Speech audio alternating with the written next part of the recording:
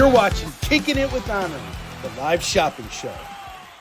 What is up, everybody? Welcome back to Kicking It with Onrie, the live shopping show. I'm your host, Onrie Kompen, and I'm proud to be back doing live sales with you guys. I needed some time off from doing this, not because I didn't want to be here, but after you do 3 conventions in a row, it's just a lot of planning, a lot of shifting of, logistics and books and traveling here, different time zones there, all these things. So in between every convention, I just needed a moment to rest up. But I've still been out there for you guys because I love spending time with you. And that's why we've been doing the mukbang comic reviews. And I think this has been a wonderful way for me to stay engaged with you guys, even when I'm on the road and can't necessarily conduct shows. But here we are, we're back.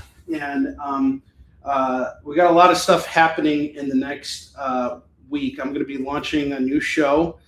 We have a novelist coming on as our first guest. This will be airing on Wednesday evening next week, the 17th at 5 p.m. Pacific, 6 p.m. Mountain Time, 7 p.m. Central, 8 p.m. Eastern. His first interview, our first episode. Sam Rosenberg is a writer who put out a book called Romp, An Intoxicated Journey Through Grief. Him and I went to school together. I've known Sam since I was in fourth grade. We were actually on the same bus as kids, I think. We were on the same bus. But anyway, I never really got to know Sam when I was growing up. So, reading his story and discovering everything was quite an experience. And I really enjoyed his book very much. I felt much more connected to him afterwards. And I'm really looking forward to actually having a conversation. This is our first time actually having a conversation. You guys are really going to witness something really special. And we're going to be talking about a whole host of things because, I found Sam to be a very eloquent writer. His book is fantastic. You guys absolutely need to pick up Romp. It's a very well-written book.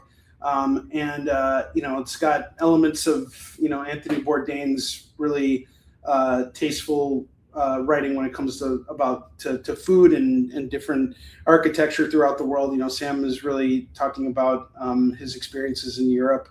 And it's a funny book. It's a sad book. There were points when I was actually almost in tears because of the fact that this was happening in the neighborhood that I grew up in. And there was actually, where I live, Northbrook is considered, it's part of the North Shore of Chicago and of the Chicagoland area.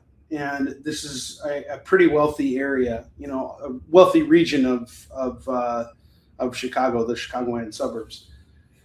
And so a lot of us grew up with a lot of things that other people may not necessarily have had, compared to the south side of Chicago, not the south suburbs. The south suburbs are actually doing even better than the North Shore suburbs are now. But, compared to kids who grew up in, the south side of Chicago, like these really bad areas, we had it pretty good. We had access to a lot of things, including drugs, including all these other things. And at the same time, life was, even though we had all this access, life was still pretty tough, because everybody had little secrets. And, the thing about it is being in these neighborhoods, there's a lot of posturing about, how certain people are supposed to present themselves and all these kinds of things. And I grew up around that. And especially in the Russian community is all about posturing and like, who's driving Mercedes Benz, who is wearing Versace and blah, blah, blah, blah, blah, blah, blah.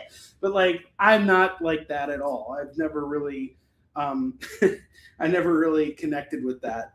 I made my own friends and I sought out different paths, and I've explored areas outside of where I live. I've lived in different areas and I've explored the world. I've traveled, but I had very different experiences than Sam, and I had a very different mission than Sam. So hearing his side of it was really interesting. It's a very powerful story. I really like it, and especially the way it ended, I thought was fantastic. So to be able to prolong the conversation is really sort of a treat for me, just as much as it is for you guys. And if you clearly right now, I don't think you guys have time to order the book and read it in time to come on to the show and ask questions to Sam. Of course you can if you're curious, but I hope that this experience will lead to some of you guys actually going out and buying this book after reading or after seeing this interview. I hope the interview will serve as like sort of like a selling point for you to jump on board with this book. I can't recommend it enough, and it's not just because of my personal connection to it.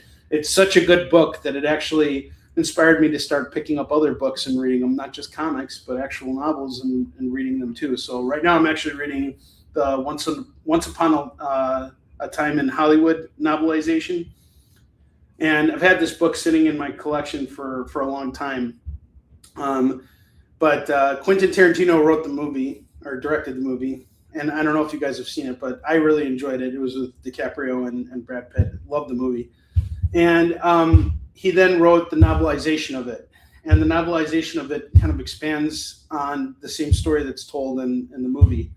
And they used to do that, right? They used to put out like novellas of certain movies that came out, so that if you were at a gas station, you could just grab them off these little spinner racks and, you know, read these books. So I'm reading that right now, and it's been great. I'm also reading Frank Miller's Daredevil because I finally finished putting that collection together in the time that I've been off. So I've been reading that. Reading the Spider-Man Cosmic Adventures. I'm finally finishing up John Byrne's Fantastic Four. Reading new comics, as you guys know, and just really taking in as much as I possibly can. For me, reading has become an essential for my day-to-day life. I don't think I can really function without it. So it's something that I really try to do. Even when I'm at conventions, honestly, just having something to read and to wind down during a stressful moment on the convention floor can be extremely helpful and, take the edge off. And the one thing I have to give myself credit for is I didn't really have many rage sale moments over the last 3 weeks. And I'll tell you, doing 3 conventions in a row is a lot. Hello, Bentley. Are you here to say hello to everybody? You just ate. I figured you would want to not be here. You don't like the spotlight very much. But here's Bentley. We got some Bentley cam for you guys. He's my good boy. We're good boy. So let's use in the room. We got Leonard Pig. We got Lewis in the house. We got Eddie. We got CJ. We got Chris. This is awesome. All right, so we got a good room for you guys. Lots of cool comics here. I picked up some stuff along the way as I've been on my journeys, and we are doing $2 books today. I call it the Communist Sale, which is just rebranding, really. But every book that will go on the rack today will be $2, except for our FOMO books, because they are the government-sponsored books. But everything else is going to be $2 because regardless of hierarchy, we're all equal here. And as always, if you spend $25, I'm going to spin the wheel for you, you communist bastard. And if you spend $50 with me, I will hook you up with free shipping on your order, so long as you're located within the United States. All right? Now let's get to it. By the way, best line in Masters of the Universe was Skeletor when he saw He-Man burst right before his big epic battle with He-Man. Skeletor has the best line I've ever seen in a movie. He looks at He-Man and he says, "Oh, balls." That was great. I mean, it was like straight out of South Park. It's a great moment. Masters of the Omniverse. I actually like to call it Masters of the Baiters. That's my take on it. All right, so first book we got here is Ultimate Endgame #1. We got a variant cover here. I'm trying to see who did the variant cover. Let's see. What's going on, David Moore? We got David Moore in the house. So David Moore's in the house. You shut the fuck up and you watch the David Moore video and you like it. So we're going to have to watch the David Moore video. David Moore!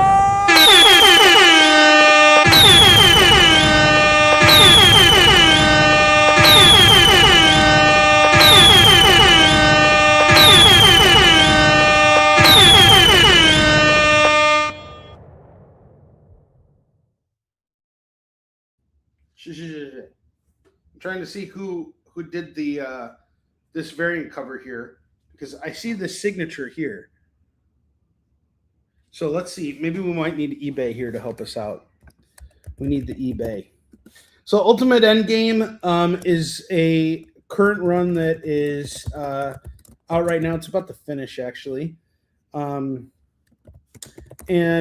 It's been all right. It's sort of like a culmination of everything with the Ultimate Universe, which honestly I feel has needed to be brought out back and taken out of its misery. But there's a lot of good stuff that has come from this universe, so I wouldn't throw the baby out with the bathwater.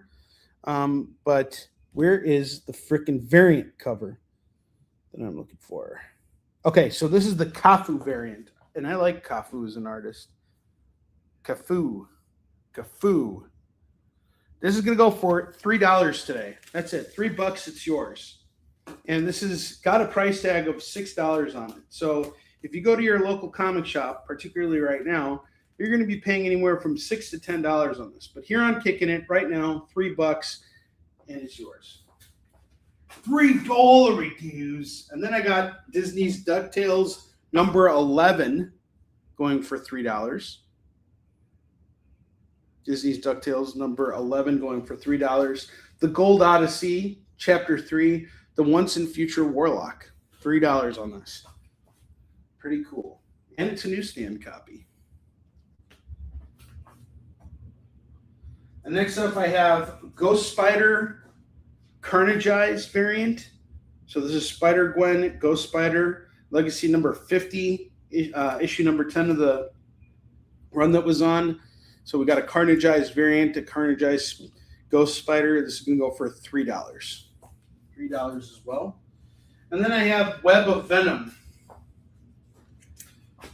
And this came out a couple months ago. I read this. If I would have reviewed it, I would not have given it a good review because I'm just not a fan of what they're doing with Venom now. It's like everybody needs to have superpowers and everybody needs to have a fucking symbiote at some point. If they don't have a symbiote, then fuck you. Everybody's got it. The only character that it has not had superpowers or a symbiote yet is Aunt May, which is a shame. Aunt May needs a goddamn symbiote. Oh, am I giving something away? No, I am not, because we don't know who this Venom is, but we find out in this issue. And when you find out, you will be very underwhelmed. But if I am wrong and you actually enjoy this, I don't want to be the thing that keeps you from picking up this book. There's a new Venom in town. He's taking on kind of like a Spider-Man-y type of feel. He's got a long history with Spider-Man and, you know, all that other jazz. It's a homage cover to Charles Vess's Amazing Web of Spider-Man number 1 cover. Near mint condition book. Just picked it up. I picked this up just to check it out because a lot of people were talking about it. Thought it had some buzzworthiness to it, but I guess it doesn't. So I'm just gonna sell this for what I bought it for, $6. That's the cover price. If you go to a comic shop, that's what you're gonna pay for it. Bag boarded, ready to be sent to your front door. If you want this or you need this for your collection for any reason, don't let my horrible opinion be the reason why you don't pick it up. And I will always say that. Challenge me. A lot of people hated the Spider-Man Clone Saga. I fucking loved it, and I have every one of those issues. And anybody who tells me it sucks can go fucking kiss my ass. You can kiss my ass. I don't care. You can have an opinion that doesn't agree with me. I am not going to judge you for picking up this book. In fact, I will be fucking thankful if you take this book off my hands. I will worship you if you take this book off my hands.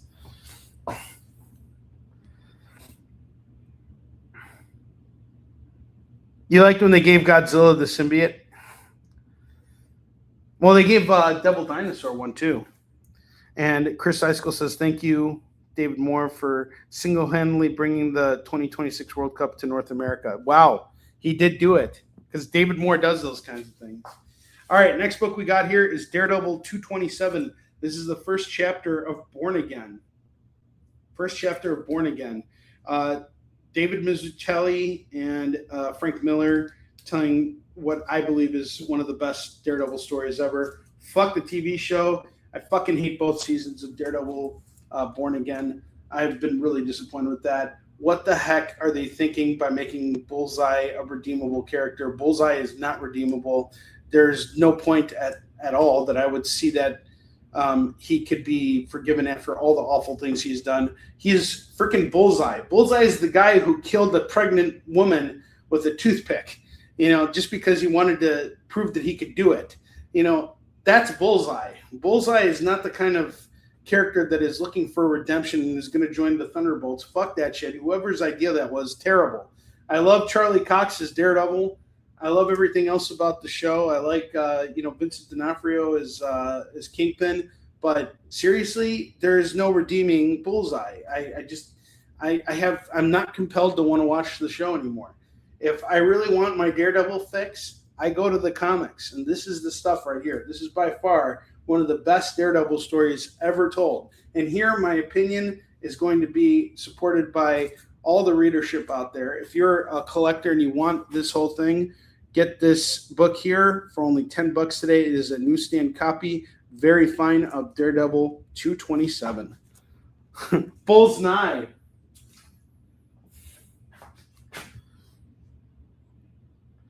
Eddie's saying the Clone Saga sucked. Never read it. All right, next up I got Conan number 128. Direct copy going for $3. It's in really good shape. Call this a very fine on that. I have Penguin Triumphant, which is like a one-shot Penguin story. It's got a embossed foil title. It's going to go for $3 as well. I have the One World Under Doom, the Chip Kid solo, variant here. That's going to go for, we'll do it for $8. What are you proud of me for? Are you proud of me for calling out Daredevil Born Again Season 2?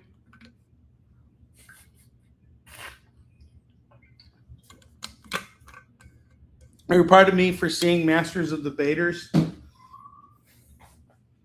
All right, I have the X-Men number 6 annual, king-size annual. Storm gets bitten by a vampire. And the vampire's like, I want to die, get a blood. I want you to die. These books. Hey, it's gonna go for $3. Oh, thank you. I appreciate you, David Moore. I'm inspired by you and by everyone who is in here, watching my show and allowing me to continue doing this stuff. I don't know why I don't know why anybody would want to see me continue doing this, but hey, to each his own. So I appreciate the support. All right, next up, I got Terminator Metal number 1. We got the Ivan Tao variant here. This is the cover C, and it is going to go for just $8 right now. $8 on this. I have Captain Carter number 1. This is Peggy Carter's first appearance as Captain Carter in a comic. That's going to go for $10. New Avengers Illuminati, The Road to Civil War. This is actually an important book because this is where the Illuminati decides what to do with Hulk. This is where they send Hulk to the planet, to where Planet Hulk will take place. And this is going to go for just $3 today. You can own this book. I have Battle Chasers number 1. Battle Chasers number 1 is going to go for just $3, which is awesome. And we got Joe Madeira on that. That's going to go for $3.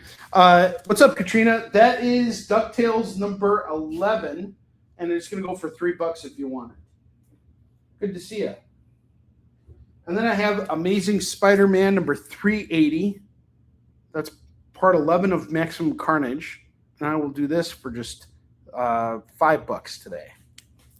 A lot of cheap books on that lower rack. And I want to move through these because I really want this lower rack to be as attractive as I can possibly make it for you guys. And when I'm holding on to this stuff for too long, it just gets recycled and recycled. I really want to move out this stuff. This is why I'm pricing it so low. Some of these books are only $3. I'm not even raising the price on some of these other ones, like the Web of Venom. Yeah, I'm not a big fan, but maybe you guys would like it, Well, thank you very much, Katrina. I appreciate that. She is doing it. She's opened up that spot. The spot has been opened. I hope you're doing well. All right, let's see. What do we fill that spot with? I'm practicing my German.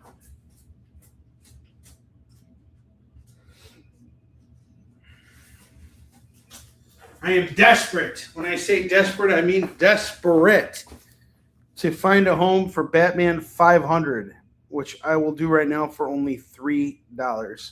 Batman 500, the A cover. It's a die-cut cover done by Joe Quesada. It ends Nightfall, and it is the first appearance of Jean Paul Valley as Batman. This is the effing book. Oh my God, that sucks. No air conditioning. Have you had a fan at least? I hope you've had a fan working. I've been very fortunate. No power outages here.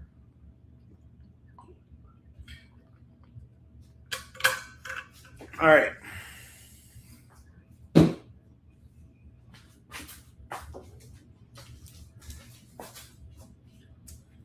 I got some DC Convergence runs here. These are 2-part stories, and I got them all here. So I have the Detective Comics Convergence Part 1 and 2.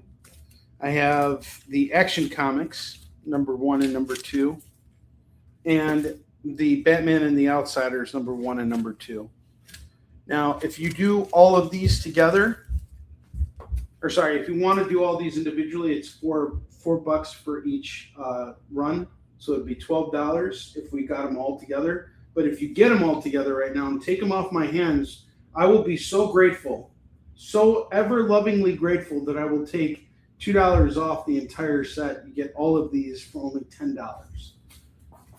$10 dues, and you get all 3 of those. You know you want it. Just say $10 deal and I got you. Or sorry, $10 convergence. Oh my gosh, that sucks. I'm sorry you're dealing with that. It's got to be stressful. That has got to be stressful. All right, time to start loading up these racks here with $2 books. $2 bookaroos. The communist deals are in play now, so let's get started here. I have Batman 89, number 6. We got a variant cover here by Julian Totino Tedesco. $2 on this. I have Batman the Knight, number 8. We got a Riccardo Federici. Batman the Knight, number 8 by Chip Zdarsky. That's going to go for $2. Cool variant here of Batman falling somewhere. I don't even know what the hell's going on in the cover. I'm not going to try and explain it to you.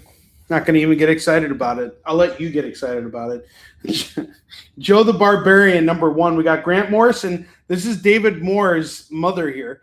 Joe the Barbarian by Grant Morrison and Sean Murphy. We got number 1, 2, and 3 of this really cool series, going for $6. $6 for these.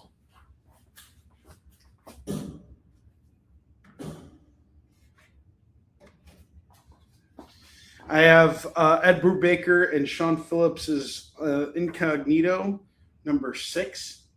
This is one of the best teams in comics. It's going to go for $2. Immortal Legend Batman, number 3. We got a really cool Derek Chu variant here. That's going to go for $2. I have Fantastic Four Venom War, number 1. That's going to go for $2. Batman Santa Claus Silent Night Returns, number 4. We got a variant cover by Riccardo Federici. Another Riccardo. It's going to go for $2. And then we have another variant of Batman the Night, number 6. And number 7 by Riccardo Federici. So we got a whole bunch of them. I got 6, 7, and 8 here going for $6. Joe the Barbarian is off to David Moore. And so is Immortal Legend Batman.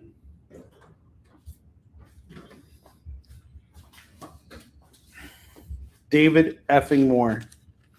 Love you, buddy. So this week has been pretty quiet for me. I've actually taken some time to just kind of hang out with the kids. Max left for space camp. Today's actually his birthday. Max is now 14 years old. Can you guys believe that? So my older son is now 14 years old today. He is in Alabama right now with his mother. They're exploring the Mammoth Caves. So he has clearly taken, he's gone back to his mother's secret lair. And anyway, I know that was an indirect jab, but you know what? It's my show, and if I feel like making fun of my ex-wife, I can do it. I can do the jabs. Just believe me, I take emotional jabs all the time. So there we go. I punched a little below the belt there, just a little bit. You know, I don't like to air the drama on here, but you know that is her secret lair where she plans all of her, you know, evil things, evil desires to make my life somewhat more difficult than it already is. But you know, it's she's down there.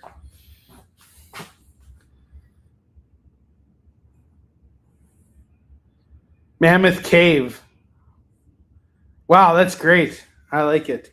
What's up, Tom? How you doing, dude? Tom's telling me to shut up about my personal things and get back to work. We got Wolverine Revenge, number 3 by Jonathan Hickman and Greg Capullo. Really cool 5-issue run here. Sort of like an Elseworld story where Magneto's EMP attack on the world causes a bunch of deaths, and then a bunch of characters that used to be good guys turn on Wolverine, and so Wolverine is out for revenge now, and in this issue he goes and he kills Colossus, as if the cover doesn't hint at that. So it was a fun story. Like if you're just looking for some lighthearted Wolverine books, which honestly every Wolverine book's pretty lighthearted. They're not really that, you know, heavy in terms of anything. They should be heavier than they are, but I find Wolverine to be very light reading. Wolverine Revenge is going to go for $2.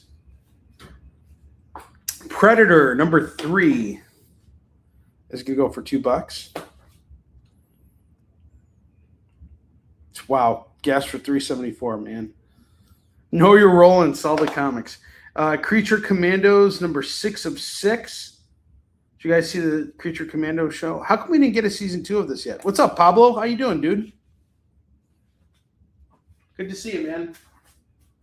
Dexter has received payment for the art, and he is sending it out now. So I will keep you apprised to when I finally receive it. And just an update for everybody who backed the Eastern Shin campaign. Fulfillment will begin next week, which is still June. So we're already starting fulfillment now. I'm going to try and get through as much of it as I can now, so that you know, by the time July hits, we're 90% of the way there or more. All right, next up I have Captain America Iron Man number 2. Got a cool, looks like an Alex Ross cover. It's going to go for $2. Are you serious? $3.19 out by you? Well, that's Texas. I'm not surprised about that. Last year I was out in Dallas. It was like $2 and something cents out there. Here it's like $5 a gallon right now, or it's like pushing $5. All right, I have Batman Beyond the White Knight, book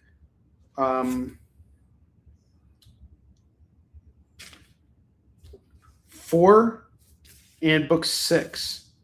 And these are going to go for $4. And then I have Batman Generation Joker, White Knight Presents, going for $2.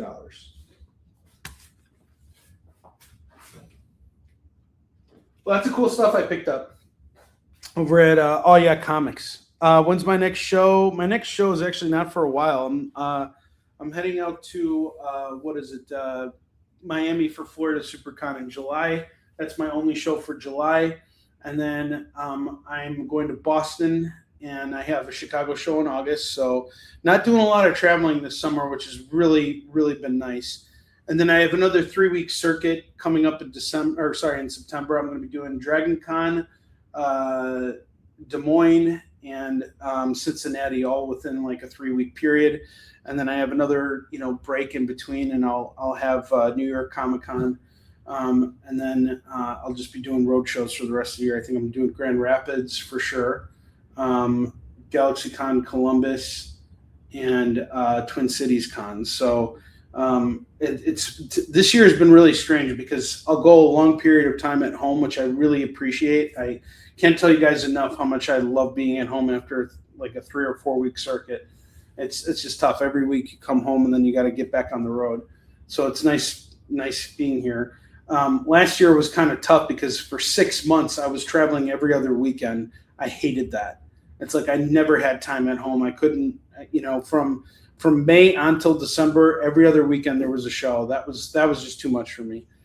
So it's nice that I have like these clumps, like these circuits, because then I can get through them and be home for a little while. So it's nice. What's up, Ron? How you doing, dude? Any blind bags in my stash? Actually, I do have a couple Daredevil blind bags in my stash. Let me see what else I got here. I think I have a Battle Beast blind bag. Yes, I do. I have a Battle Beast blind bag going for $25 if you're interested. And I know I have an Ultimate Endgame blind bag. I have the current Daredevil, the Daredevil #1 that came out recently. I have a couple of those blind bags. Those were pretty hot. I sold a couple of those on eBay. Let me see if I have anything else here. I have Superman, The Adventures of Superman 500. This is just a $3 book if you're interested.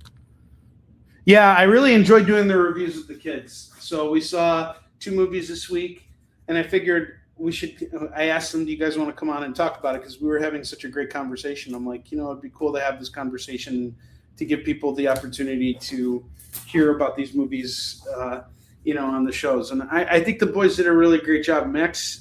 Both Max and Alan had very interesting observations about both movies, Masters of the Universe and Backrooms. So, and it was fun to talk about it, and I'm actually looking forward to reviewing other movies with them too. So we'll do that. One of the things that has been really great for me,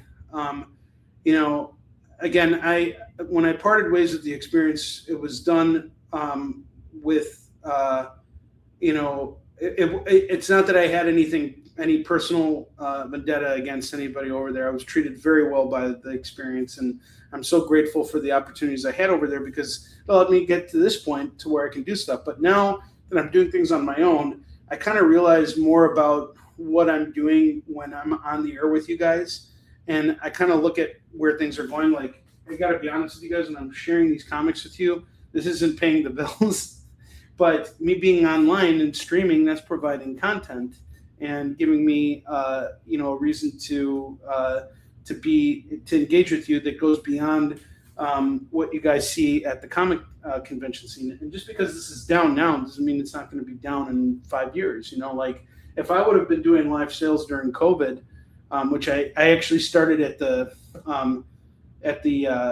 tail end of COVID, I probably would have been much further ahead. But I'm still doing it because I like doing it. I love being able to support my comic buying habit by going to shops and picking up stuff. So, in that regard, it supports my comic buying habits. But on the other hand, it's not really like paying the bills, so to speak. And when I'm not on the road going to conventions and everything, I need something to kind of keep myself busy, keep the money going.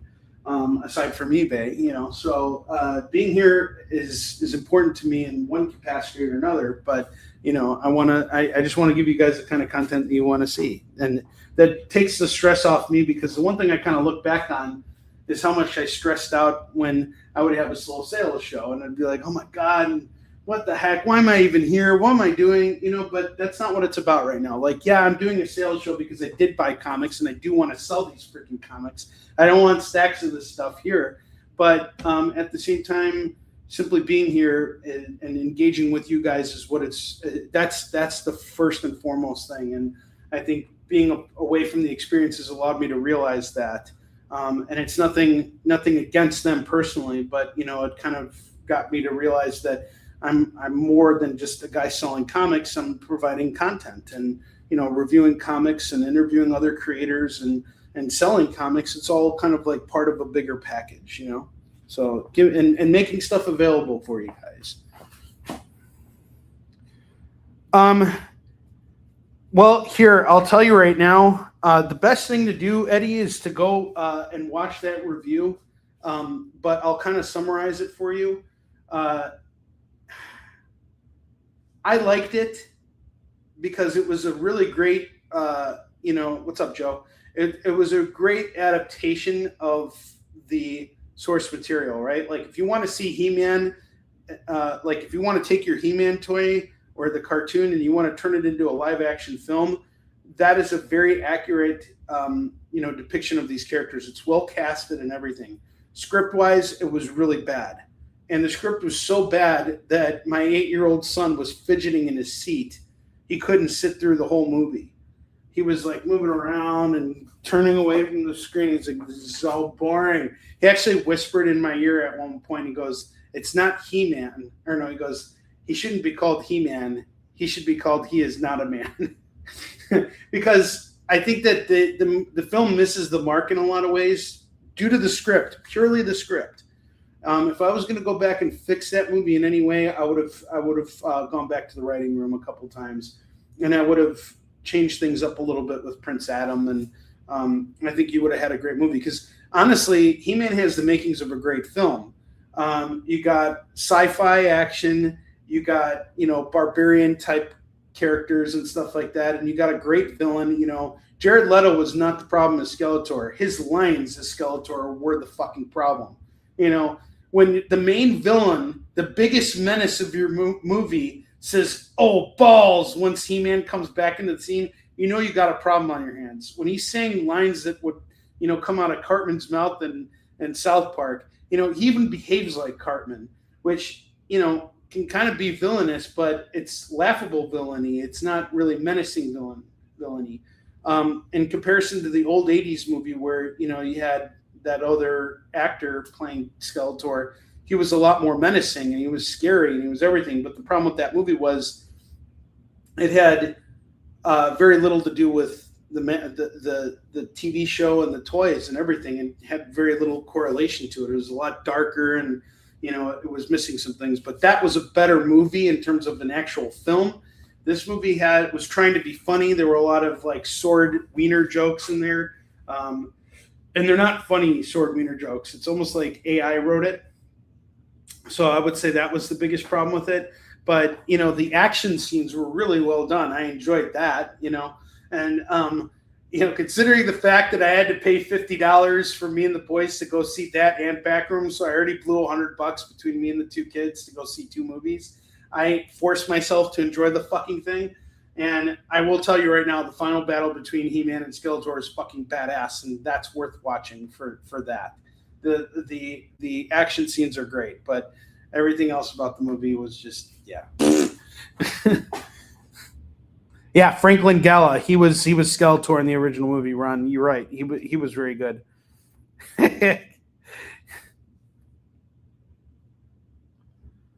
Yeah, exactly. So, no, we didn't actually, Eddie, we didn't watch the Kevin Smith one.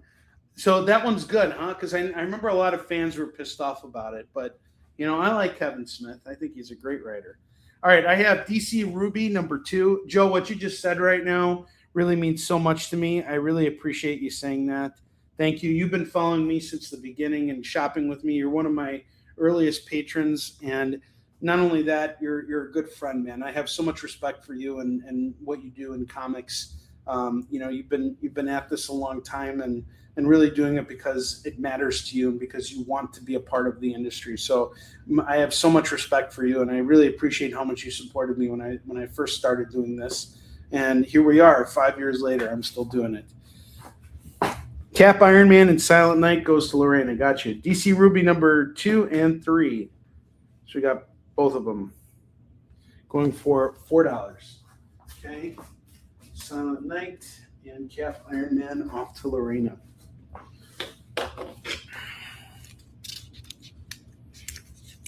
Cool. I might watch it. Honestly, I watched the first episode of Spider Noir yesterday, and I'm just not in the mood for it right now, I guess. Like, I wasn't really excited for it to begin with, and I tried watching it. No, it's not bad. It's fine. I'm just like, I don't feel like watching this right now. Fuck this. It's just too heavy for me right now. I need something like I don't know. I'm just not in the mood for it right now. Between everything else, honestly, I've just been really taking it easy by reading. So, yeah. Tony, what's going on? Good to see you. The Tony G in the house. What's going on, my man? All right, next up I have from Massive Comics, The Plot Holes. This is a Punisher variant here, or Punisher homage variant. I was going to go for $2. The punitive one who didn't punish enough in his one more day to kill special.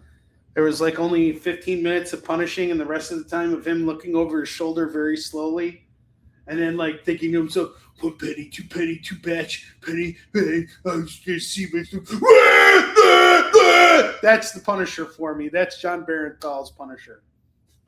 I don't trust people who take naps. And then for like 15 minutes he kills people. The rest of the time he's just doing this. What are you talking about? What are you talking about? Hey, Brad! Hey, Brad! Hey, Brad! Hey, Brad! Come on, am I wrong? Am I wrong? There is not enough punishing in that goddamn special. Special.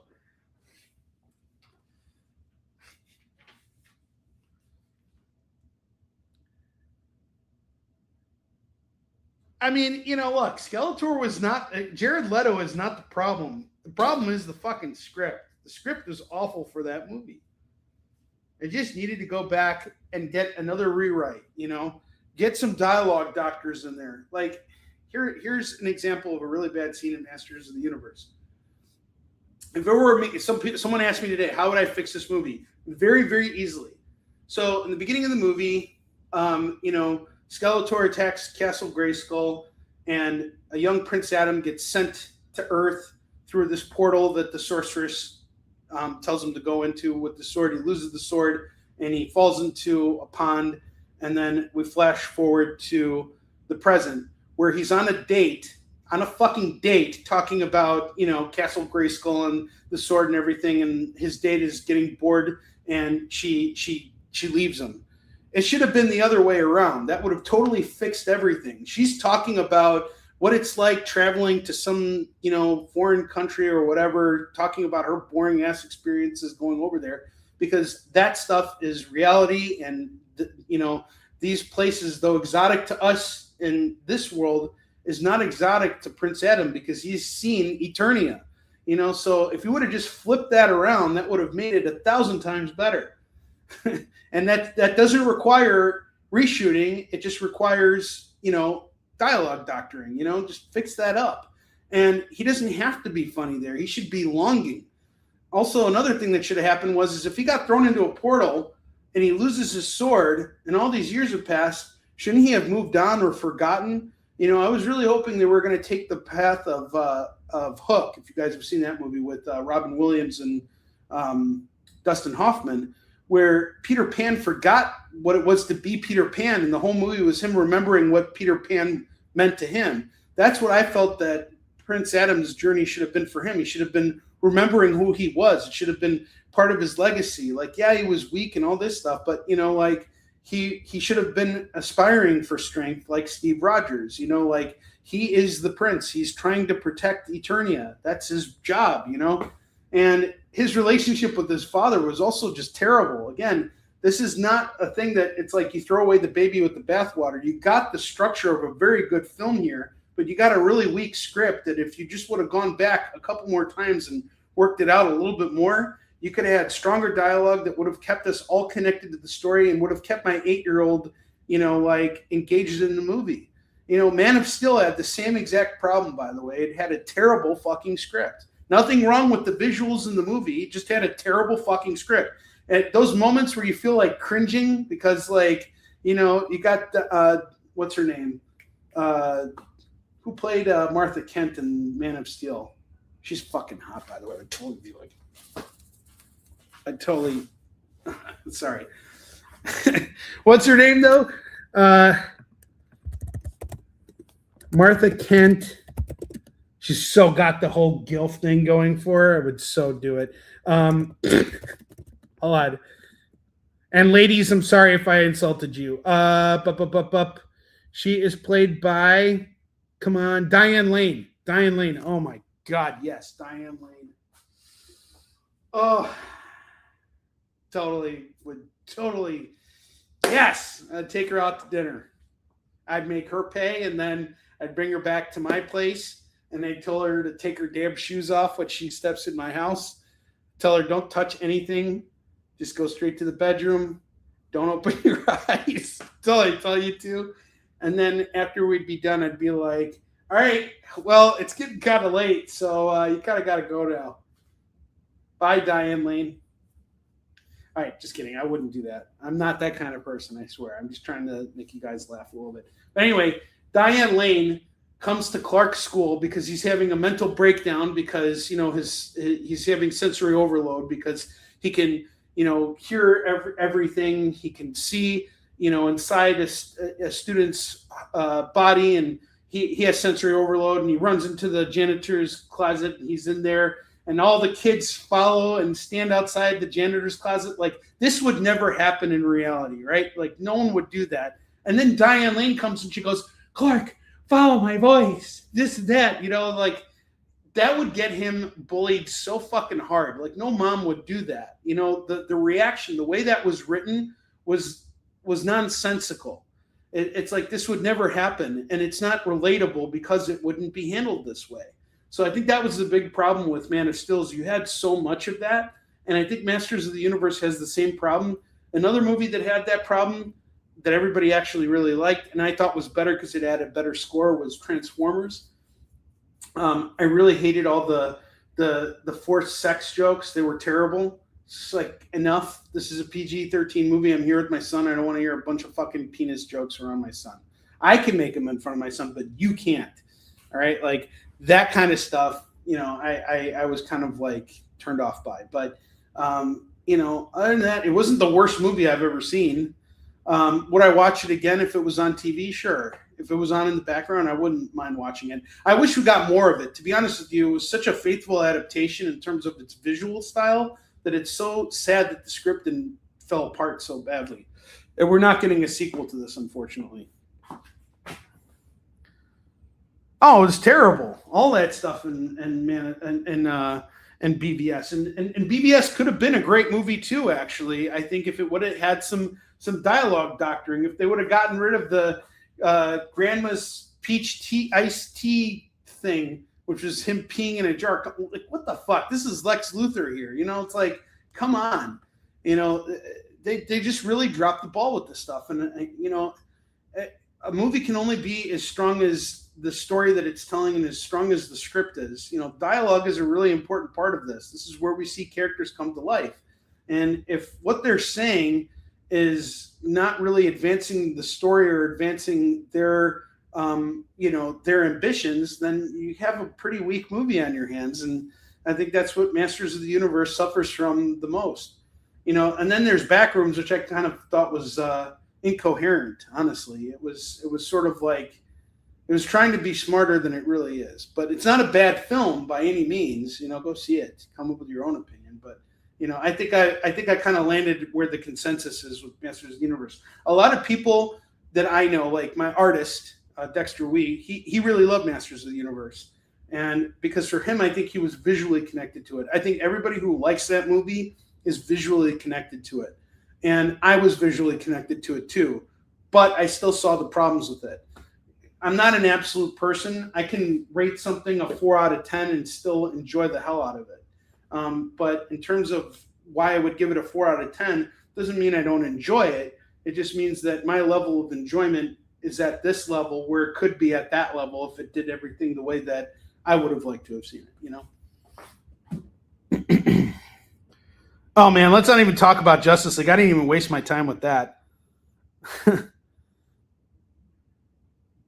Honestly, that was a big issue too. The Zod kill, I didn't hate it. I just didn't by that point, I was just like, can we please just end this fucking thing now? Like, there were so many other cringe moments, like the bus scene where he's like, I was forced to use my powers, and then like the Kevin, just there was so much stuff that was just trying to take itself too seriously.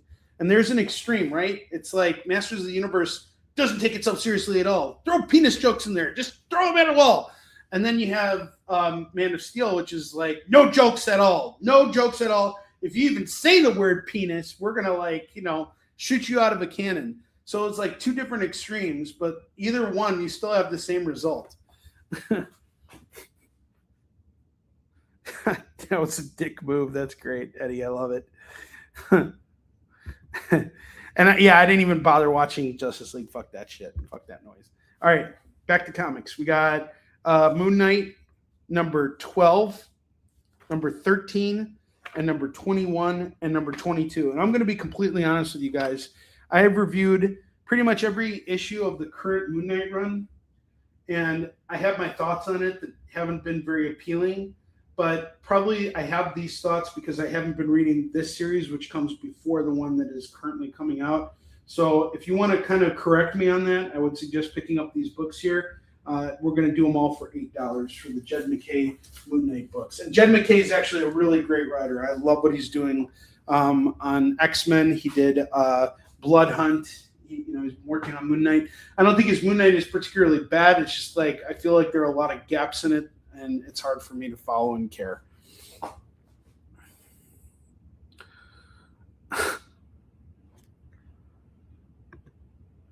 Yeah, I mean, I just saw that video online, and I was like, yeah, I don't need to see this whole movie. When Superman came back to life and kicked everybody's ass, like, just seeing that part,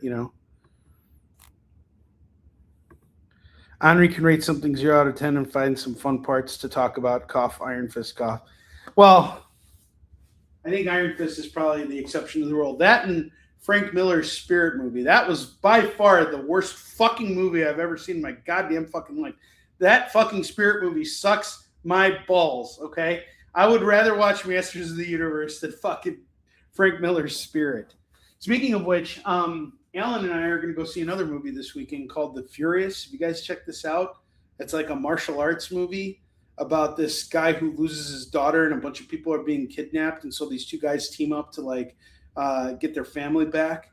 And it's like, you see them like using hammers and whatever other, weapons they can find and like beating the crap out of people. So Alan and I are going to go watch that tomorrow. We're going to go fill our weekend with some, deplorable violence. Yeah, you can still enjoy these movies. Like, look, again, I like the Spider-Man Clone Saga. Okay, like I was a big fan of that stuff. I loved what they were doing. Every week a new issue was coming out. It had me at the edge of my seat. So, Jay, the fact that you enjoyed all of these movies, God bless you. I'm glad you enjoyed it. I certainly am not the type of person that believes that everybody needs to share my opinion on something. I'm just expressing my opinion. If you agree with me, that's great. If you don't, I would love to be challenged. I will tell you something else too. And the fact that I've been sober for 2 years now kind of makes it even funnier. But I remember when I was in my 20s, my buddy really was obsessed with Fear and Loathing in Las Vegas. He kept watching this movie and reciting every fucking line in the movie. It was really annoying because I didn't find any of the movie to be funny. I didn't even understand what the fucking movie is about. It's just about two guys getting high on all kinds of drugs and having an experience from it. Sounds really stupid. And then I read Sam Rosenberg's book, and I was like, okay, Sam was really influenced by Hunter Thompson. I feel like I should get a better understanding of who Hunter Thompson is before I interview Sam, so I should watch Fear and Loathing in Las Vegas, which I did do. And I remembered every part of the movie, but this time I enjoyed it so much more because I had a conversation with my buddy Sean McCardle, another comic book creator. He's actually the guy who introduced me to Dexter Wee. And he explained to me what the brilliance of Fear and Loathing was. And it was the fact that it was just this guy getting high on drugs and didn't have a point. That's the point, is that there was no point. These two guys were supposed to be, well, Hunter was supposed to be covering this motorcycle race, and instead he got high on all kinds of drugs and wrote about his experiences being high on all kinds of drugs. And he did every fucking drug you could possibly imagine. He used that experience to have this experience. So I thought that he used the opportunity to have this experience. And it's hilarious. It's a funny movie. And not only that, it's like a very true, it's like the truest story movie you could ever possibly imagine, because it's about a drug trip. So I thought, watching it again as a sober person, it's the ultimate drug movie, and I've enjoyed it more sober than I ever would have being high. You know, I thought it was hysterical. I've been going back and rewatching it, and, you know, incorporating my Hunter Thompson voice whenever I'm running errands now. And I'm like, you know, you fucking bastard, you know, like I love it. It's great. It's funny. So, you know, like, my opinion can change over time. You know, when I first saw this movie, I fucking hated it. 20 years passed, and now I think it's hilarious. Things change. You can change. We can all change. And that's why reading's important. That's why watching movies is important, you know, because it expands our minds. Sometimes we need to be in these places at a different point. This is backcountry. Yeah, I love that. This is great. All right, Power Girl, number 6, number 7, number 12, number 15, number 18. All these Power Girl books. Fucking Batgirl. All right. 5 books going for $10 for Power Girl. Next up, I got Daredevil, number 20, going for $2. It's back in the black suit. We got a John Romita Jr. cover. Flashpoint Beyond, number 6 of 6 is $2. Titans, number 2 is $2. And Titans, number 8 is $2. And number 7 is $2. So you can get them all for $6.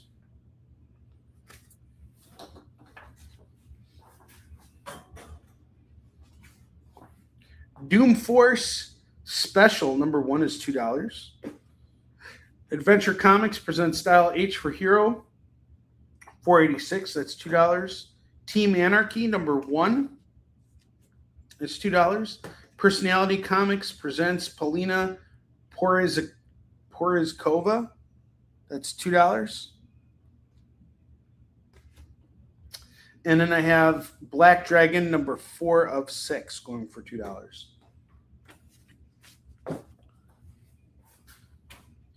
I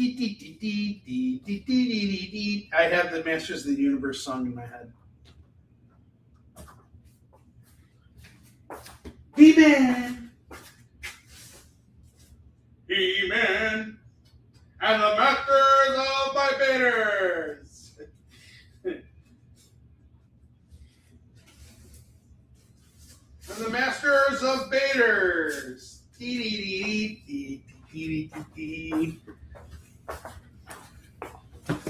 All right. I really love this cover. We got Wolverine 98 going for $2. Spider-Woman number 1, $2 on this. The Doom Patrol number 2, number 3, number 4, number 5, number 6, and number 7. That's going to go for $12. Peter Parker, The Spectacular Spider-Man number 5 by Chip Zdarsky is $2. Man-Thing number 5 is $2. And we got to get to our FOMO books. We're spending too much time talking about, you know, my opinions. No one cares about my opinion.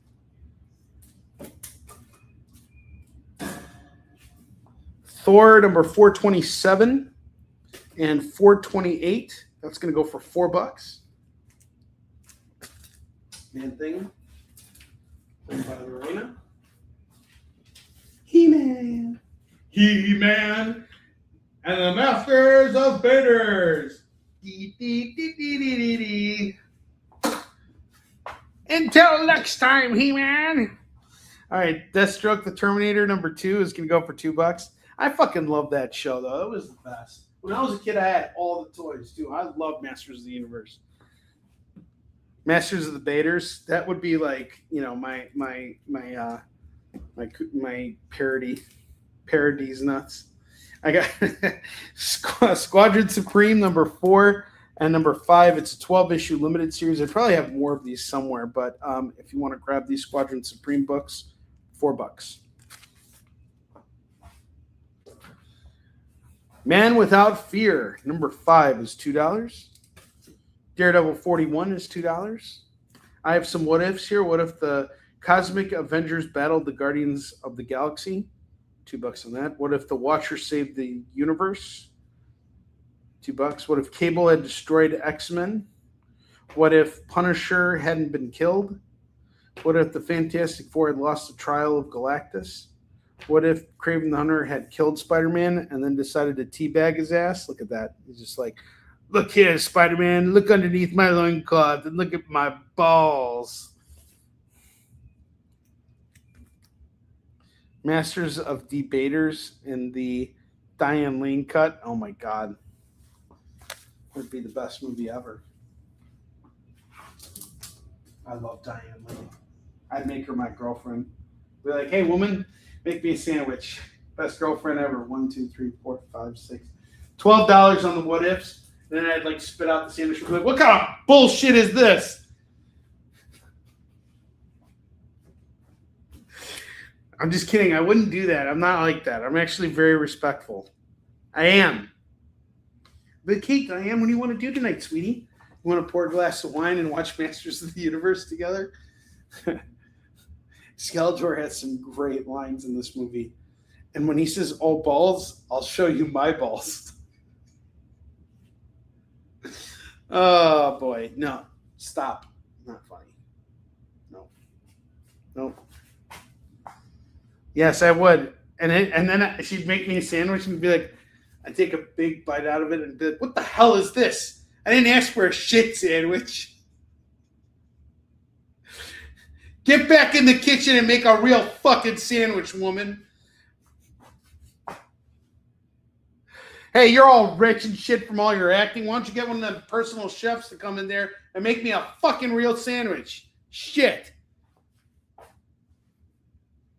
Put something crunchy in that motherfucker.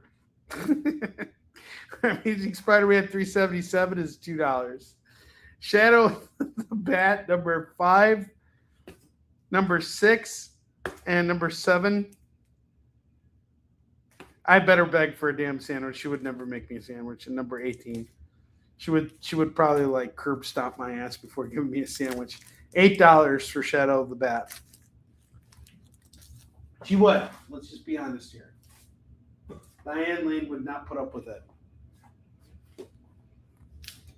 And neither would her son, Henry Cavill. Conan the Barbarian #19 and #21 is going to go for $4. Captain America Reborn #4 of 5 is going to go for $2. Star Wars Bounty Hunters #36 is $2. The Vein #1 is $2. And then I have a variant cover going for $2. Venom #236 is $2. Captain America #11 is from Straczynski's run, $2 on this. Gotcha Man #5 is $2. Captain America Sentinel of Liberty #8 is $2. Venom Sign of the Boss #1 is $2. Alrighty.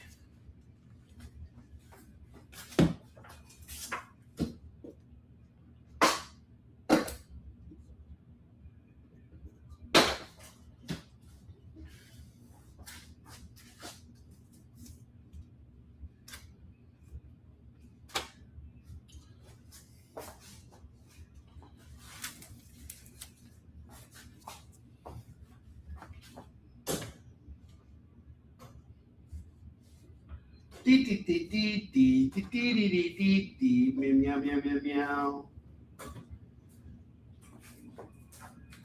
Give more get Sign of the Boss. He-Man. He-Man.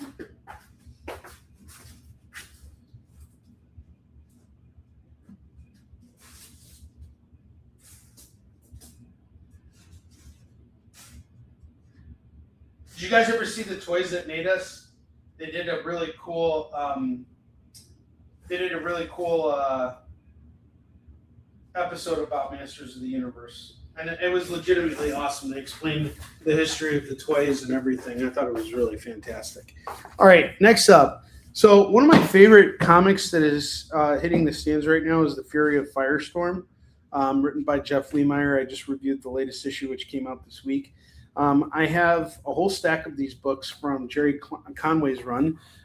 We got issue 12, 13, 43, 44, 45, 46, and 49. This is all written by the creator of the character. And it's pretty awesome stuff. Old comics here. 2, 4, 6, 7. We'll do them all for 14.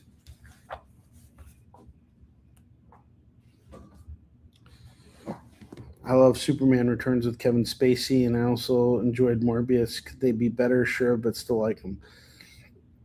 I saw Masters of the Universe toys that made us explain why I could only ever get one original He-Man when I was a kid. Yep. Yeah. I had that original He-Man too, because then they started putting out so many different variations. They flooded the market. And I remember seeing that too. I remember going there and I'm like, who are all these fucking characters? You know, it was sort of like they Barbied Batman, He-Man. Really sucks that they did that. I didn't see Morbius, but I have a special place of hatred in my heart for Superman Returns. But I'm glad that you enjoyed it. I think Brandon Routh was a great cast. You know, and hey, if you enjoyed it, that's awesome. You know, I'm glad that you enjoyed it. I did not. I fucking hated those movies.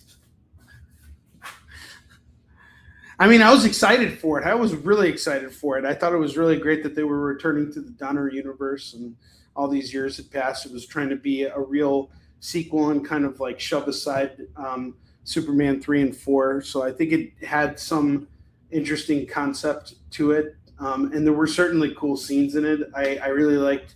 I will never unsee that moment where Superman gets shot in the eye and the bullet just, you know, bounces off of his eyeball. I thought that was kind of cool. It was not a great film, but it wasn't the worst film ever. You know, there were some elements of it that were okay. Oh, totally. What's up, Phil? How you doing, dude? Are you not in the house? Are you outside? Phil is the true master of the baiters here. Welcome. All right. It's FOMO time. You guys came at just the right time because it's FOMO time. And we've got a full room right now, full of people. So without further ado, it is time for us to show off some of these books. What's FOMO? Watch this video. It'll explain everything. It's FOMO time! Is that an acronym for me getting a chance to play the Flash again? Oh, that's what it means. It was a good Flash! No one wants to play Flash comics on Onrie show because of me! And I can't buy comics either because I'm a big weenie! Oh my god, like, shut up already. Wow, what a bitch. All right, let's show off these FOMO books here. Okay, cool. You're in where the cool people are now, YouTube. Okay, so I have Spider-Man 2099 #1, signed by Peter David, the late great Peter David, who created the character. First full issue of Spider-Man 2099. This is going to go for $30 today. Yeah, I shouldn't I? I just got to find the right, I tried to update it. Here, I'll show you the updated version I did. It just wasn't funny. I didn't think it was funny. Here. It's FOMO time! Look, you can't miss out on these books, okay? Why? Because you just can't, okay? Trust me on this. Affirmative. Whoa, whoa, whoa. You don't say affirmative or some shit like that. You say no problemo. If someone doesn't buy these books right now, I'm going to bust a testicle. See, it doesn't land the same way as Ezra Miller does. I need better inspiration, okay? All right, I got Blazing Battle Action with Sergeant Fury, number 137. That's going for $3. Machine Man, number 7 is going to go for $3. I believe, if I'm not mistaken, this is Jack Kirby. Yes, it is. It's Jack Kirby. You want to own a Jack Kirby book, this is your chance. Daredevil, number 182. Frank Miller, Daredevil. This is going to go for $10. The Defenders, number 21, is going to go for $3. The ROM Annual, number 2, is $3. Batman Detective Comics 625. We got the first appearance of Abattoir. This is going to go for $3. And then I have Fantastic Four 223 going for $3. Machine Man is off to David Moore. Machine Man, off to David Moore. Suck on my balls. Suck my balls. Machine Man going off to David Moore. Adios, turd nuggets.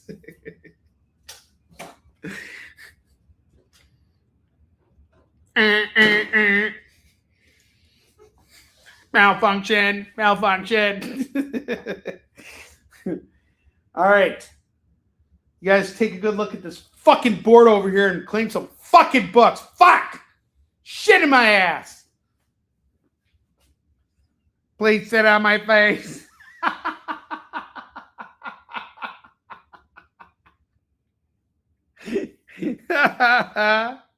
Sit on my face.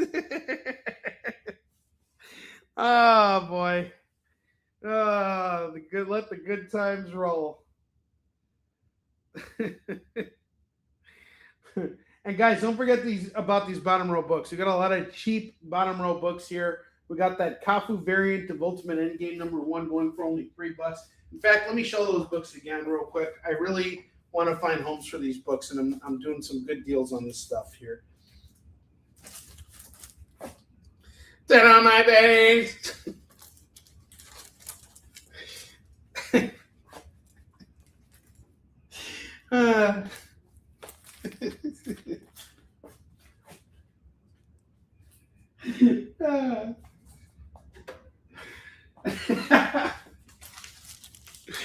Oh man, it's such a good movie. I freaking love Grandma's Boy. Grandma's Boy is the best. That was a great movie. All right. Ultimate Endgame number 1. We got the Kafu variant going for $3 right now. Batman 500 going for $3. First Gene Paul Valley is Batman. I really want to find this a home. $3 on it. That's all I'm asking. I'm not charging more. $3. This is yours. And this is like a near mint copy of the book. Spider-Gwen Ghost Spider, the Carnageized variant. This is going to go for $3. Web of Venom number 1 is going to go for $6. This is the first appearance of, I'm just going to spoil it, Boomerang is Venom. Because, once you're a supervillain in Spider-Man's Rogues Gallery, there's only one path for you. Yes, Batman 500 for $3. That's it. If you decide to pick it up, I will be so happy. But yeah, I don't like how the only path forward for a Spider-Man villain is to become, a symbiote. Thank you, Chris. Chris took Batman 500 off my hands.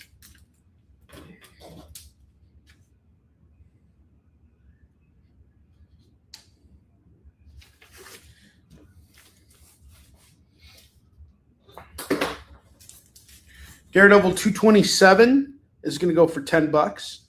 Conan 128 is going to go for $3. Penguin Triumphant is going to go for $3. I got the Chip Kid Doctor Doom One World Under Doom variant here going for $8. X-Men Annual number 6 is $3. Got vampires there. Terminator Metal number 1. Got the Ivan Tao variant going for $8. Captain Carter #1 is 10. This is her first appearance. New Avengers Illuminati #1. This is where they decide to send the Hulk to off planet. That's $3. This leads up to Planet Hulk. Important book right here. Battle Chasers #1, the collected edition, going for $3. And then I have Amazing Spider-Man 380, which is part 11 of Maximum Carnage. That's going to go for $5. These are the bottom row books. And they need homes. They want to go to you. They don't want to stay here with me. When they're here with me, they get, belittled and abused and treated like crap. Emotionally, verbally, they suffer a lot of verbal abuse at my hands.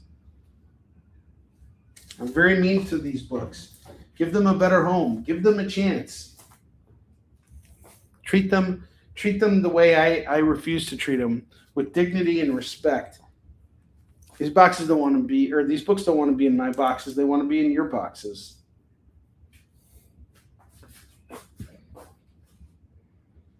Yeah, that's exactly right.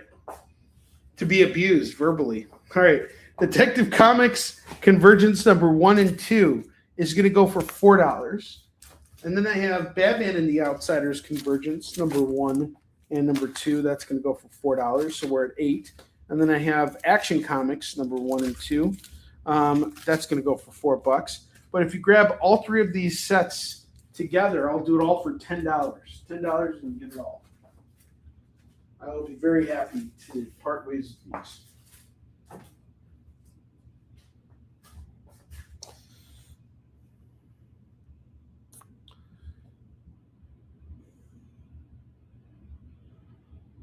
Onrie, because I'm dominant, the dominant Onrie. I'm going to put this Battle Beast blind bag up here for, we'll do this one for $25. For the Battle Beast blind bag. Action Comics variant is off with Phil. You want to grab them all? You're at $4. For an extra $6, you get those other two bundles. Let me know. Okay, he's taking this set. Awesome. Sweet. Thank you, Phil.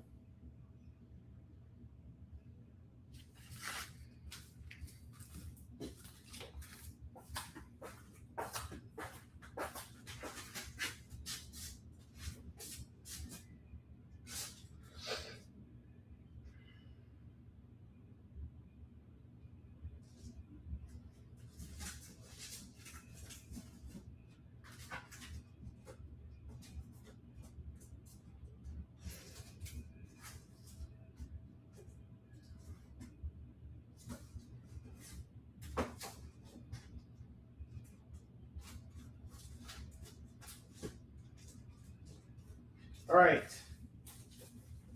I got some more Convergence stuff coming your way, guys. At least 2 more sets. Convergence stuff. And we'll do this. And this.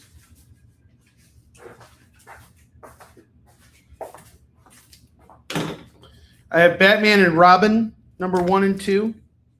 And then I have the Atom, #1 and 2. These are both going to go for $4.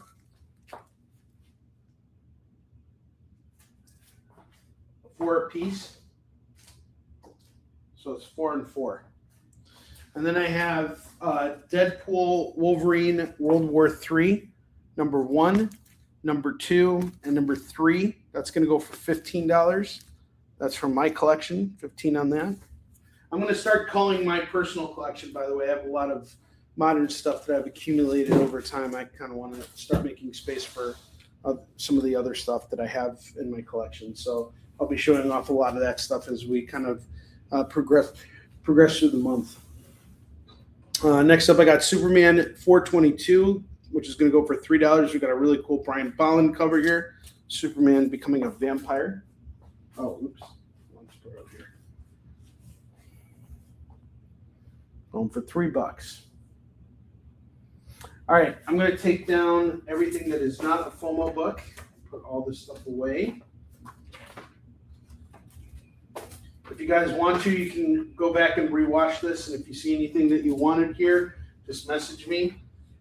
Moving through these books in bulk is important, and I think I'm going to have to start doing some bulk deals to move through some of this stuff so I can make room for new things. And I am buying new comics every week because I'm obsessed with buying comics. Been a collector pretty much my entire life, so having a house full of comics kind of goes with the territory.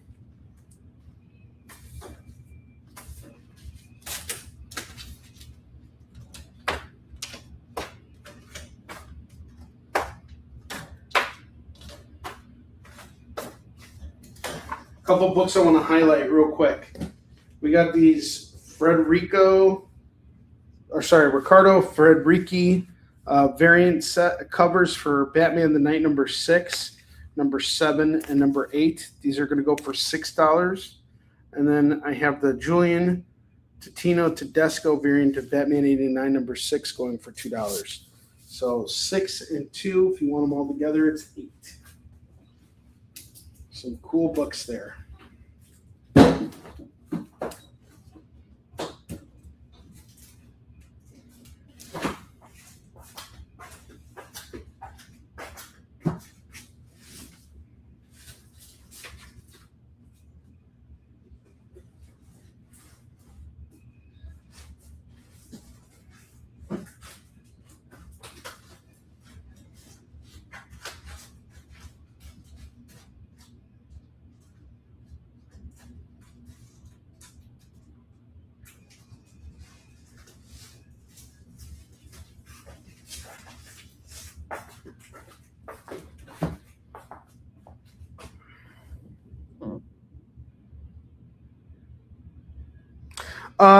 Yeah, I guess I can if you want me to. I probably won't for everybody. You'll just get your stuff. But yeah, I mean, I'll Eddie, for you, I can totally hook you up with. I can DM you the stuff, and if you're one of my regulars, just message me and I'll send you the information. Yeah, that's not a problem at all. All right, let's build another rack. I have Tarzan number 242 going for $2. Harley Quinn number 67 is $2. Powerless number 2 is $2. Wolverine number 8, second printing, $2 on this. Gargoyles number 10 is $2. Southern Bastards number 19 is $2.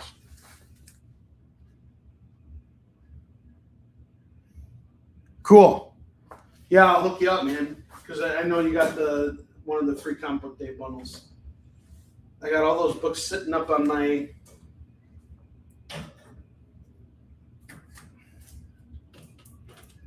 in my office right now. Thundercats number 9 is going to go for $2. I have Deadpool versus the Punisher number 3, number 4, and number 5. That's going to go for $6 on these. $6 on these. Yeah, that Southern Bastards was a great series. I really love Jason Aaron. He's a phenomenal writer. Uncanny Origins featuring Felicia Hardy. The Black Cat number 10 is $2. Radioactive Spider-Gwen number 8 is $2.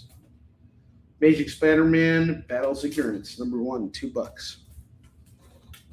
Strike Force Morituri number 1, $2. Evil Ernie number 5 is $2.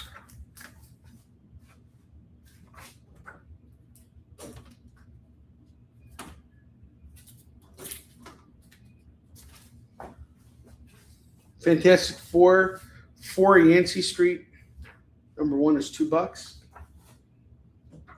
Avengers number 32, it's an original Sin tie-in, $2 on this. Green Lantern from Tangent Comics, it's a different Green Lantern going for $2. What's Eddie asking? You want Jay to sign it? He could stamp it with his balls.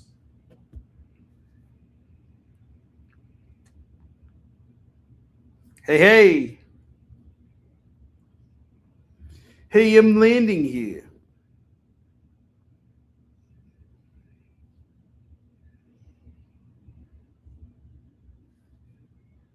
Okay.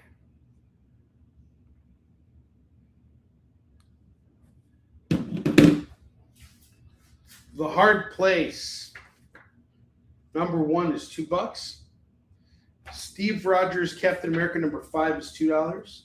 Liquidator number 3 is $2. Judge Dredd number 2 is $2. Daredevil number 3 is $2.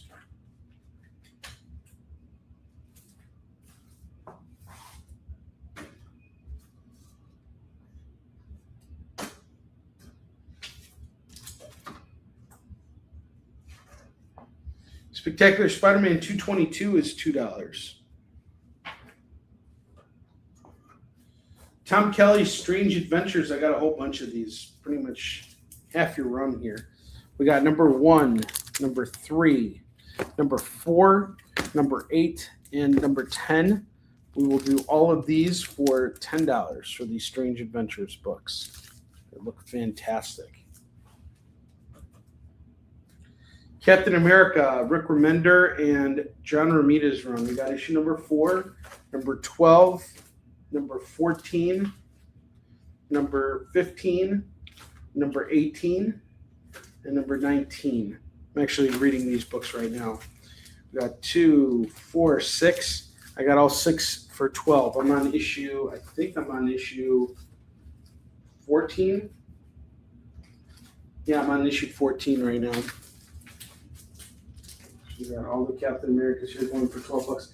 It's been an interesting run. So it starts off with Arnim Zola transferring Captain America to this like alternate dimension. It's called Dimension Z, and Captain America spends all this time in Dimension Z. He gets trapped over there. He can't get back to Earth, and he ends up adopting Arnim Zola's son and raising him as his own. And it's an interesting story because by the time you get to the end of it, all this time has passed, like 15 years have passed because Cap has raised Arnim Zola's son, but you find out that in reality, only a few minutes have passed, or like only a few hours have passed since Captain America was abducted. And so his mind, Arnim Zola played the ultimate trick on Captain America. And Arnim Zola also had a daughter too, and she becomes kind of a recurring character in Rick Remender's run. But after all this, and by the way, this book is really well illustrated by John Romita Jr. and the colors in particular by Dean White are absolutely stunning. Like I can just show you some of the artwork in here. It's really amazing. And then after Romita stays on for about 10 issues and wraps up the first arc, they bring Carlos Pacheco in. And that's kind of where I'm at right now. But like, if you just look at the colors here, they're really exquisite. I mean, Dean White is probably one of the best colorists in comics. He's fantastic. He does so much detail without over rendering what John Romita Jr.'s line work establishes. It's really good stuff. I really like this Captain America run. It got, I don't know what the general consensus of it was, but it's like a different type of Captain America story. And then they bring Nuke in the second one. So in the second run, he's now kind of like adjusting to what he went through when he was in Arnim Zola's world. And so things have changed a little bit. It's interesting. Sad Sack Sarge, number 90, is $2. Legends of the Dark Knight, number 6, by Becky Cloonan. She did the cover here. Star Wars War of the Bounty Hunters, number 16, 31, 32, and 39. These are going to go for $8. By the way, yeah, me and the boys, we had absolutely no desire to see The Mandalorian in the theaters. There's absolutely no urgency to see that movie in the theaters. What a travesty. Would have ever thought that kids wouldn't want to go see Star Wars in the theaters. Madhouse Comics 129 is going to go for $2. Welcome to 2026. Vampirella Strikes number 9 is $2. It's just like, I know it's going to be on streaming at some point, but I have heard no one talk about this movie. Like, I've heard some people say it's fun, it's cute, it's whatever, but like, do I really need to spend that money to go see it? I'd rather see The Furious.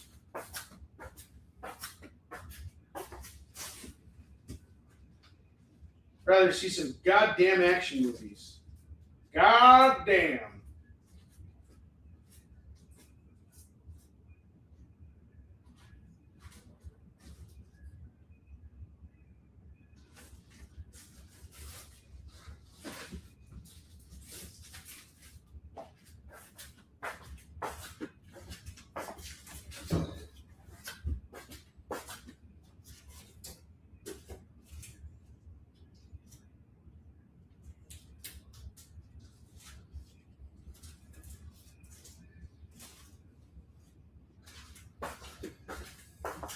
We got Commandy, the Last Boy on Earth, number 36, going for $2.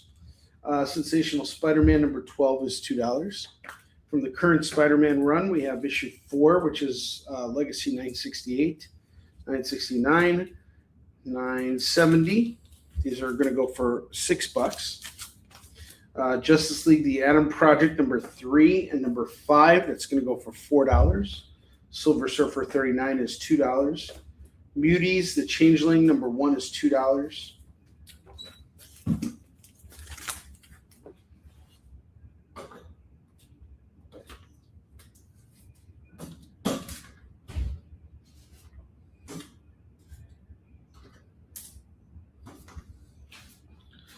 X-Men Annual number 13. This is an Atlantis Attacks tie-in,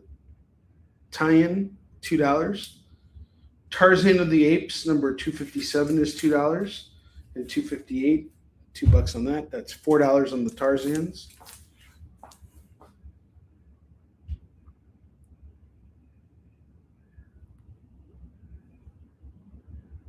Yeah, I agree. I prefer streaming too. I don't want to have to leave my house and pay an obscene amount of money to go see the movie in a crowded theater, and most of the time the theater is not even crowded.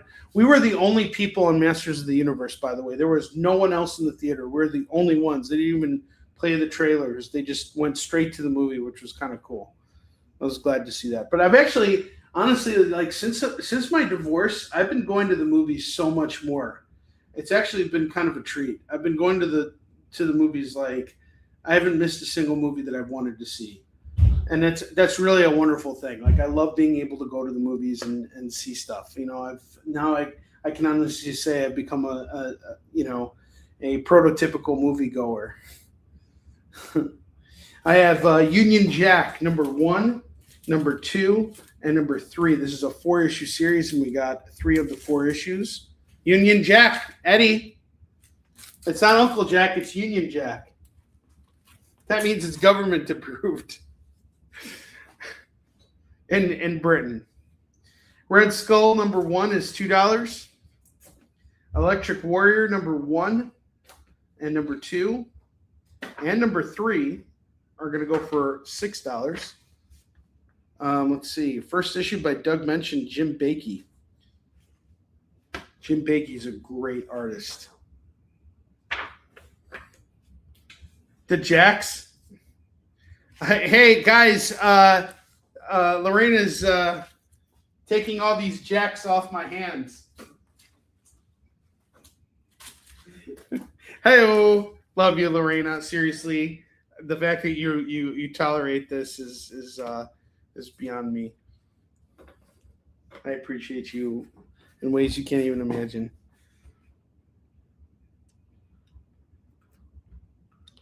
How was that Ghostbusters movie? I think the next movie I'm going to go, Alan and I are going to go see The Furious, but we saw Mortal Kombat 2. Mortal Kombat 2 was great, by the way. I really enjoyed Mortal Kombat. E is for Extinction, number 1 is $2. Venomverse Reborn, number 3. We got a variant cover here, going for $2. I have to take these foam books down. Hold on just a second.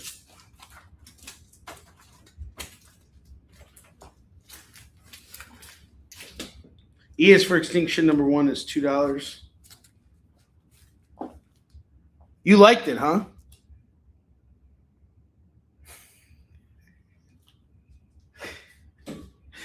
Shit those jacks off to her. Oh my God. Thank you, Tony. Fuck yeah. Dude, totally agree, brother. I am so happy that they fucking killed him. That was the best part of that movie. We was talking about Mortal Kombat 2. So in Mortal Kombat 1, they bring in this fucking stupid character named Cole, who's like the grand ancestor of Scorpion. And he's like the biggest bitch ever. He's not a character in the games. And like, you know, they all have their like, I don't know, their superpowers that they develop in the outer world when they're training and shit. And his superpower is fucking stupid as shit. It's like, you know, he can absorb all the pain he gets and then like unleash it. It like becomes this part of his skin and he gets like these billy clubs or whatever. Stupidest fucking character of all time. He gets way too much screen time in the first movie, but the second movie does away with him so quickly and they did such a great job. Shao Kahn, you know, like fucks him up so hard. Actually, I'm sorry, Tony, I'm going to have to challenge you for a minute. I'm going to tell you this straight up, okay? Cole beat the shit out of Shao Kahn's hammer with his face, okay? He did a really great job of that. And I loved the setting and everything. Mortal Kombat 2 was great. And honestly, watching Mortal Kombat 1 before seeing Mortal Kombat 2 helped me appreciate #2 that much more. And, you know, again, let's compare Masters of the Universe to Mortal Kombat 2. Alan was not squirming in his seat when he was watching Mortal Kombat 2. In fact, he really wanted to see Mortal Kombat 2 again in the theater. So that just goes to tell you, you know, a lot about it. But yes, Cole fucking sucked. Fuck Cole. It was a good movie. Yeah, Cole was completely unnecessary. But another cool thing was seeing Tati Gabriel as Jade. So Tati Gabriel came by my booth at New York Comic Con last year, and her friend, or sorry, not her friend, her kind of like her handler, designer, she's Korean and she's a big fan of Yusum Shin. And I gave her copies of Warline to give to Tati. And Tati came by my booth and I gave her Warline 2 and 3. And I told her I would love to see her play Kia in a movie. So if you guys remember Jade in Mortal Kombat 2, you know, I would really like to see her play Kia in the Warline movie. And Kia is, you know, Warline's daughter. So that's my dream, is to see Tati Gabriel playing Kia. She would totally fucking nail that part. But she's a busy woman, so we'll see what happens. I know she's producing some other stuff right now. I don't know if our paths will cross again or whatever, but that would be really awesome. It would just be really cool.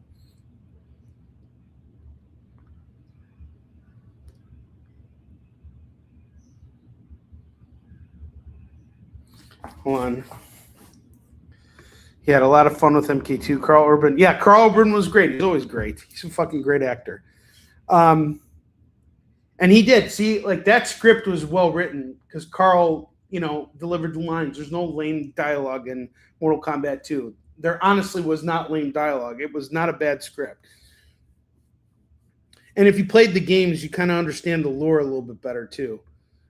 This isn't a rando who was never... That isn't a rando who never was in Mortal Kombat. Yes, that's true. We're talking about Cole and him getting his ass beat. I wish Jade had a better outfit in MK2. Yeah, I mean, I don't know how accurate it was to the video game because I remember she was just the green female ninja character. And now Mortal Kombat. And here's the thing I always have to say: a movie should always make you want to explore the source material more. An adaptation should always make you want to revisit the source material. Alan and I, we have been watching the Devil May Cry series on Netflix, and that made me want to play Devil May Cry again. And then, you know, we saw Mortal Kombat 2, so I went out and I bought Mortal Kombat 11, you know, because I want to play the game again, you know. So Kano was great too. Kano was awesome.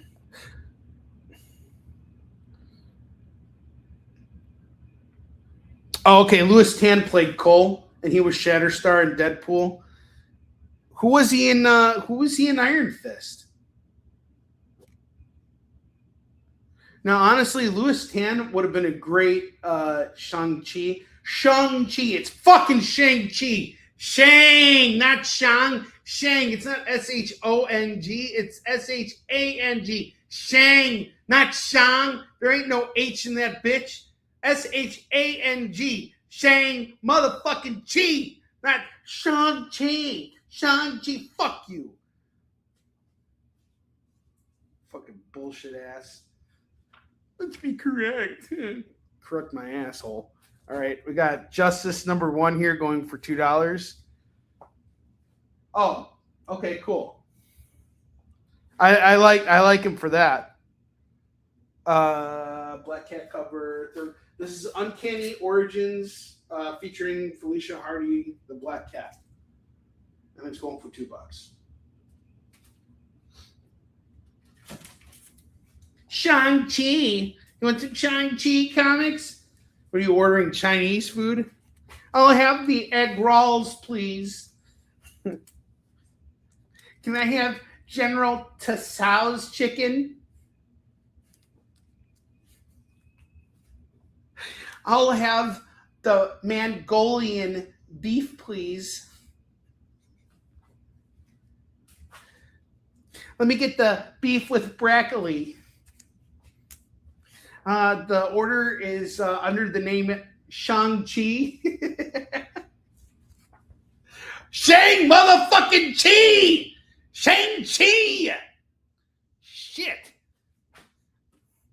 Orange chicken. I would like the orange chicken.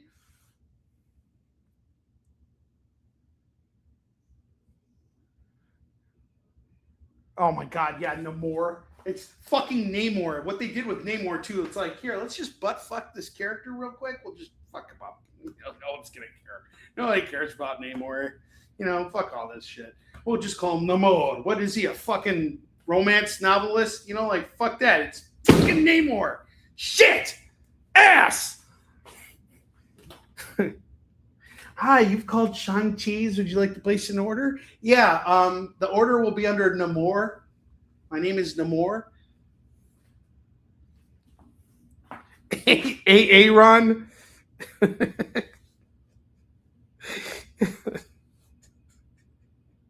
Aaron. That was great. From what was it? Key and Peele. That's great. Aaron. Uncanny X-Men 290 is going to go for $2. What's the weather like in Chicago right now? Looks like it got really dark down here. Is it going to storm again? It's supposed to be sunny out. Nope, it's saying it's sunny. What the heck? Why is it so dark? It got really dark. Justice and X-Men. You want Just Ice? Just Ice for David Moore. Just Ice and that's it.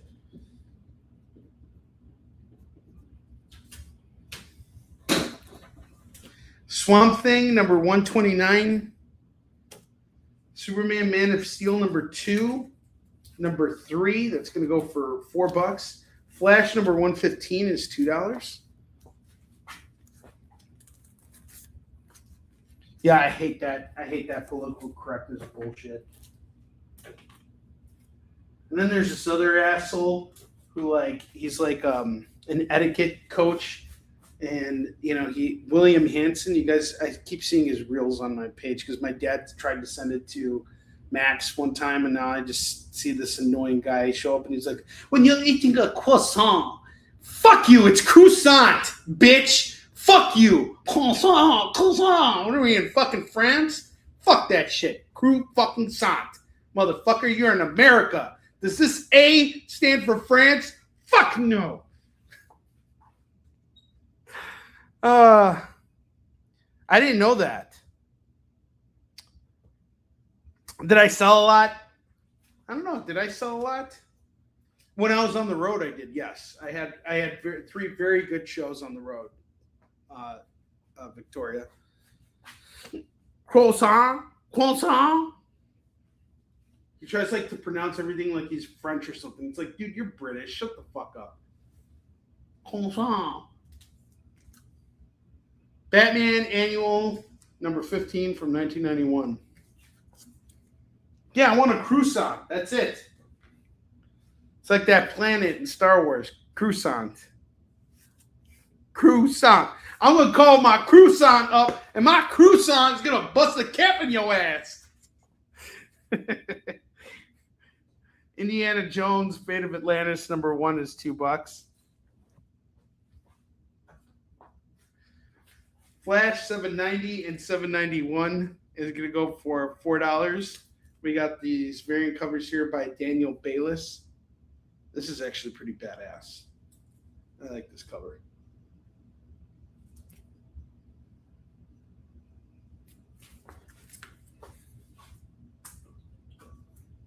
And that's part of Jeremy Adams' run on Flash. I'm actually putting the entire run together. Exterminators #1 is $2. I remember this book like got inflated in price during COVID.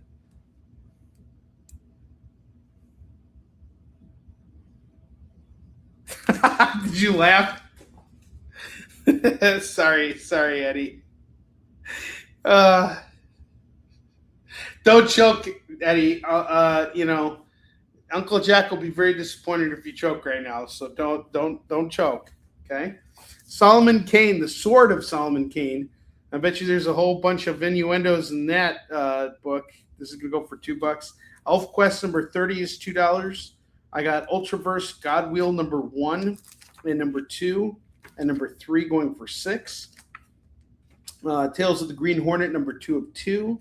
And X-Men #17, welcome to 2099.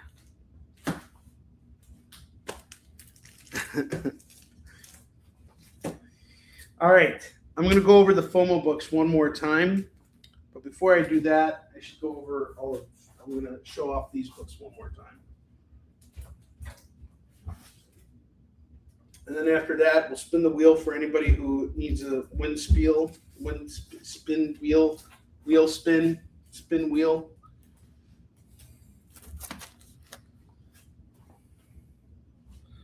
No freedom fries. With your croissant. Douchebag. Fuck you.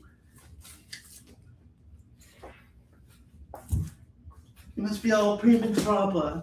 Oh, prim and proper. Prim and proper, my ass.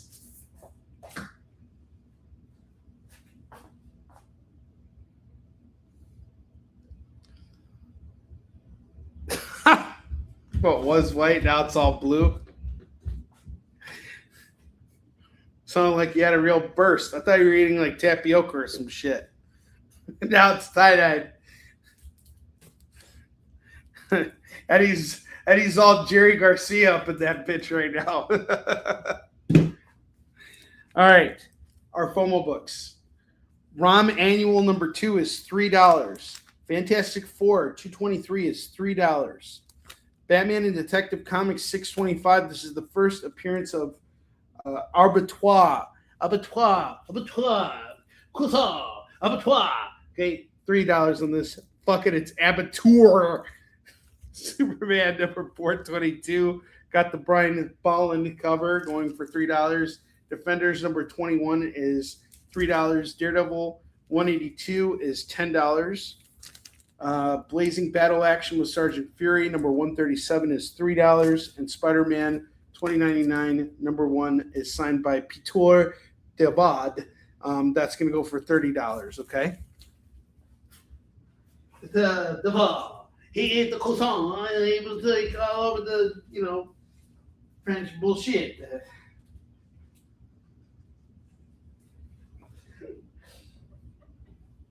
Oh, there's a croissant.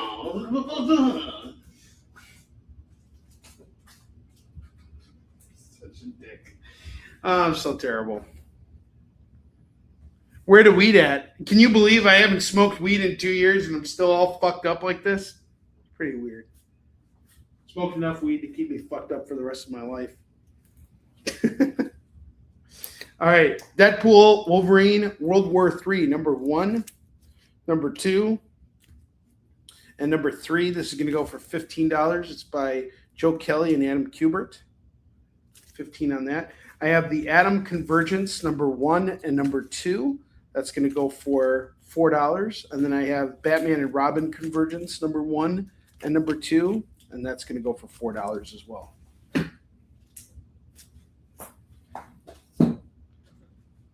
Marijuana? This is what the French call marijuana. Marijuana? You want the marijuana? Would you like it with the croissant? Croissant? Croissant?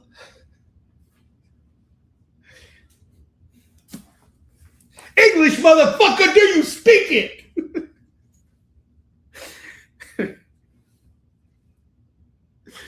All right. Ultimate Endgame number 1. We got the Kafu variant going for $3. The Kafu variant. Spider-Gwen, Ghost Spider, Carnage Eyes variant. Number 10. This is going to go for $3. Web of Venom number 1 is going for $6. Daredevil 227 first Born Again chapter is 10. Conan number 128 is 3. Penguin Triumphant is going to go for 3. We got the Chip Kid One World Under Doom variant here going for 8. X-Men Annual number 6. We got Vampires. Terminator Metal number 1. Ivan Tau variant is 8. Captain Carter number 1 is 10. New Avengers Illuminati number 1 is 3. Battle Chasers Collected Edition number 1 is 3. Basic Spider-Man 380. This is part 11 of Maximum Carnage. That's going to go for 5. Battle Beast Blind Bag 25 on that. And there you have it. So did we get any wheel spins today? 8, 10, 15, 17. No wheel spins. No one got a wheel spin today. Where the weed at? Give you guys just a second here because I was a little late today. I was a little late to the party. So I'll give you guys a second here to make any last minute claims. But we don't have any wheel spins today. But I do appreciate you all being here. A lot of people showed up today, and that's what counts. I'm always happy to be here with you guys. We sold a few comics today. I would have liked to have sold more comics today. We can still sell comics today. You can always message me after hours, and if I have what you're looking for, I'll set it aside for you. I've done this for a lot of people. I will do it for you too. I want these books out of here so I can go out and buy more. I'm very interested in buying more, as in David Moore. I want more comics in my hands, especially ones that allow me to make more satirical jokes like Union Jack, you know. What do you think he's thinking about right now? Holding that long barrel pistol. All right, guys, thank you so much for tuning in today. I appreciate it. You can always hit me up later on. I will be back on the air next week. We're definitely going to be doing a comic book mukbang review. I'll be doing a live sale. I don't know when I'll be doing the live sale yet. I'm going to kind of feel things out. But the next big event next week is going to be our interview with Sam Rosenberg. So I hope you guys will tune in for that. That's going to be a fun time. He wrote a really great book, and I hope we can get some of you guys to pick it up and show the man some support. All right, my friends, I will see you later. Have a good weekend. Stay out of trouble, just like me. Stay out of trouble. Take care. Be good. Stay on the straight and narrow. Take care, guys.